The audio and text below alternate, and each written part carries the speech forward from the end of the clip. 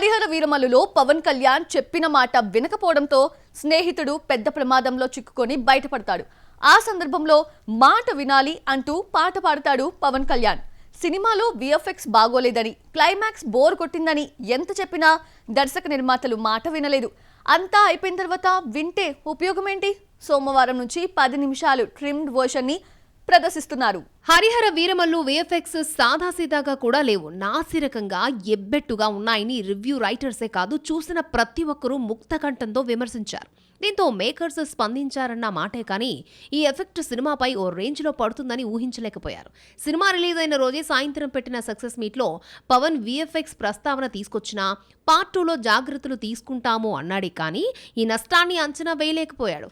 Box office వద్ద మూల్యం చెల్లించక తప్పలేదు. విఎఫ్ఎక్స్ పై వచ్చిన విమర్శలకు ఓ ఇంటర్వ్యూలో దర్శకుడు జ్యోతి కృష్ణ ఆన్సర్ ఇస్తూ సినిమాలో 4399 సీజీ షాట్స్ ఉన్నాయని, వాటిలో 4-5 షాట్స్ మాత్రమే బాగా రాలేదన్నారు.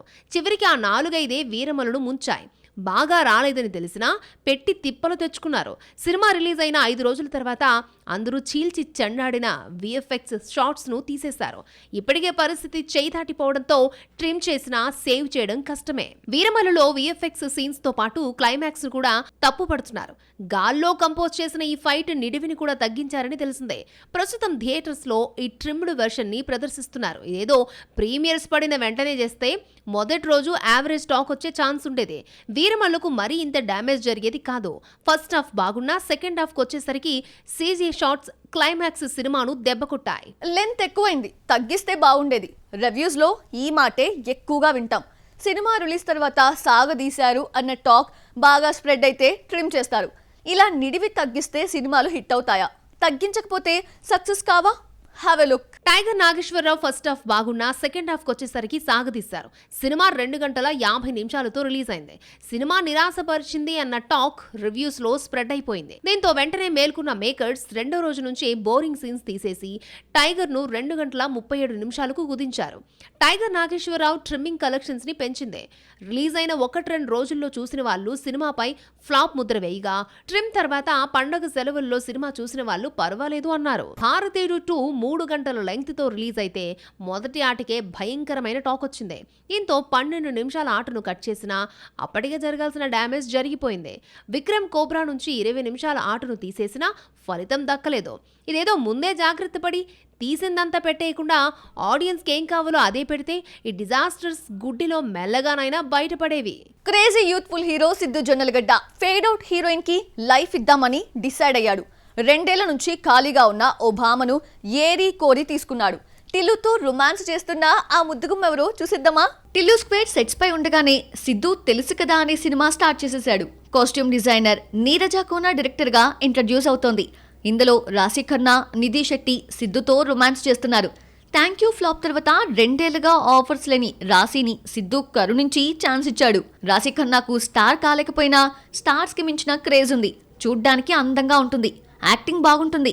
అన్నీ ఉన్నా ఈ అమ్మడి విషయంలో సక్సెస్ అందని ద్రాక్షగా మారింది. ఫ్లాపులు వెంటాడినా తెలుగులో ఏదో ఒక సినిమాతో బిజీగా ఉండే రాశి థ్యాంక్ యూ డిజాస్టర్ ఎఫెక్ట్ గట్టిగా తగిలి ఫేడ్ అవుట్ అయిపోయింది. రాశి ఖన్నాకు తెలుగులో ఆఫర్స్ తగ్గినా సోషల్ మీడియా వేదికగా గ్లామర్ గుప్పిస్తూనే ఉంది. తమిళంలో 1-2 సినిమాలు చేస్తున్నా తెలుగు ఇండస్ట్రీ మాత్రం ఈ అమ్మడిని పట్టించుకోలేదు. ఎట్టకేలకు మహిళా దర్శకురాలు నీరజ కోనా రాశికి హీరోయిన్ ఛాన్స్ ఇచ్చింది.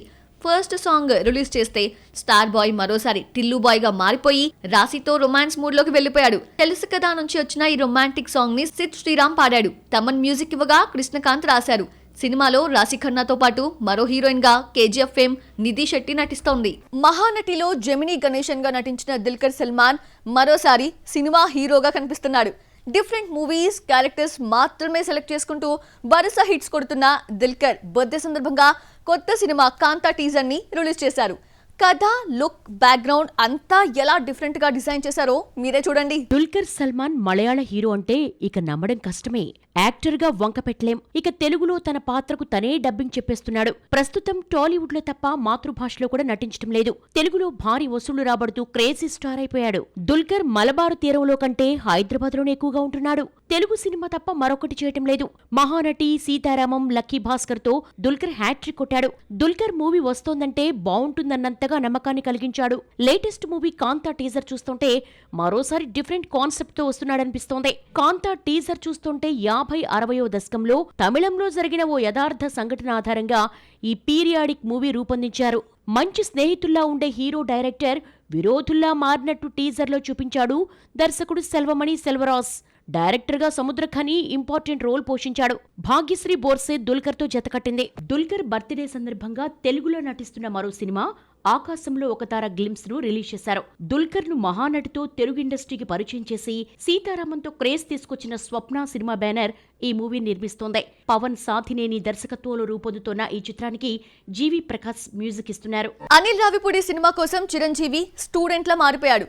స్కూల్కి వెళ్తున్న పిల్లాడిలా అనిల్ రావిపూడి సినిమా షూటింగ్కి వెళ్ళొస్తున్నారు. మరి బాబీ వశిష్ఠ దర్శకత్వంలో నటించేటప్పుడు ఎందుకింత పంక్చువాలిటీ మెయింటైన్ చేయలేరు?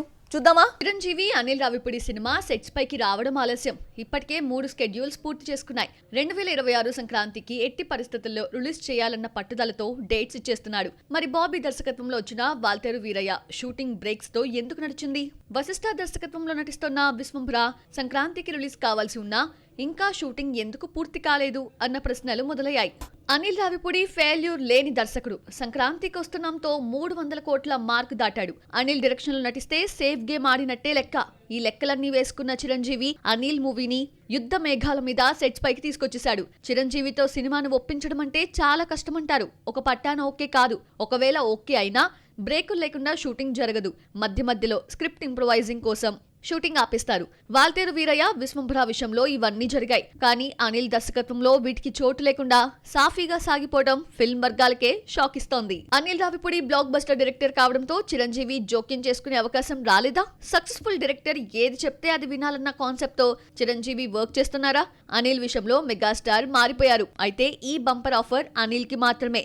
నెక్స్ట్ మూవీని బాబీ డైరెక్ట్ చేస్తున్నాడన్న వార్తలు వస్తున్నాయి. ఆ సినిమా దగ్గరకు వచ్చేసరికి పాత చిరంజీవి బయటకొస్తారేమో చూడాలి. చిరంజీవి నెక్స్ట్ మూవీ దర్శకుడిగా బాబీ పేరు బయటకొచ్చింది. మెగాస్టార్ కెరియర్ లో వాల్తేరు వీరయ్య హైయెస్ట్ గ్రాసర్ గా నిలిచింది. ఇంతటి హిట్ ఇచ్చిన బాబీకి చిరు మరో ఛాన్స్ ఇచ్చాడని తెలిసింది. వాల్తేరు వీరయ్య తర్వాత బాబీ తీసిన డాకు మహారాజ్ కూడా సక్సెస్ కావడంతో హిట్ సెంటిమెంట్ ని మెగాస్టార్ కంటిన్యూ చేస్తున్నారు. మిల్కీ బ్యూటీ తమన్నా సన్నబడిందా? ఆ మధ్య ప్రేమలో పడి వెయిట్ పెంచిన తమన్నా మళ్ళీ ఓల్డ్ లుక్ లోకి వచ్చేసిందా? గ్లామర్ గా డోస్ పెంచి ఆడుతూ పాడుతూ రొమాంటిక్ అండ్ క్యూట్ ఎక్స్ప్రెషన్స్ తో ఎలా కనిపించిందో చూసిద్దామా? తమన్నాకు లేడీ సెంట్రిక్ ఫిల్మ్స్ కూడా కలిసి రాలేదు. ఫస్ట్ టైం నటించిన lady oriented movie that is Mahalakshmi ఇంతవరకు రిలీజ్ కాలేదు. ఆ తర్వాత హిందీలో నటించిన బబ్లీ బౌన్సర్ రీసెంట్ గా ఓతులా 2 తో ఫ్లాప్ చూసింది.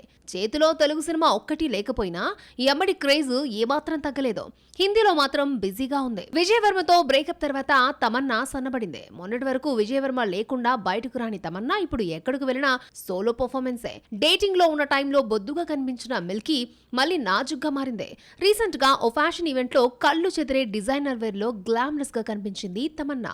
ఐటమ్ సాంగ్ అంటే ముందుగా గుర్తొచ్చే స్టార్ తమన్నానే. తెలుగు, కన్నడం, హిందీ అన్న తేడా లేకుండా పెద్ద హీరో చిన్న హీరో అన్న డిఫరెన్స్ చూపకుండా ఐటమ్ సాంగ్స్ చేసేస్తూ ఉంటుంది. ఈ మధ్య కాలంలో ఈ అమ్మడికి అలాంటి పాటలే గుర్తింపు హిట్స్ ని తీసుకొచ్చాయి. జైలర్, స్త్రీ 2, రైట్ 2 లోని తమన్నా ఐటమ్ సాంగ్స్ హైలైట్ గా నిలిచాయి.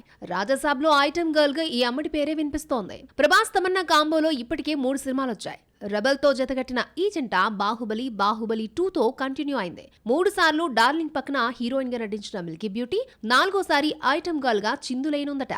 ఈ మధ్య గ్లామర్ డోస్ పెంచిన తమన్నా రాజాసాబ్ పక్కన ఎలా రెచ్చిపోతుందో చూడాలి మరి.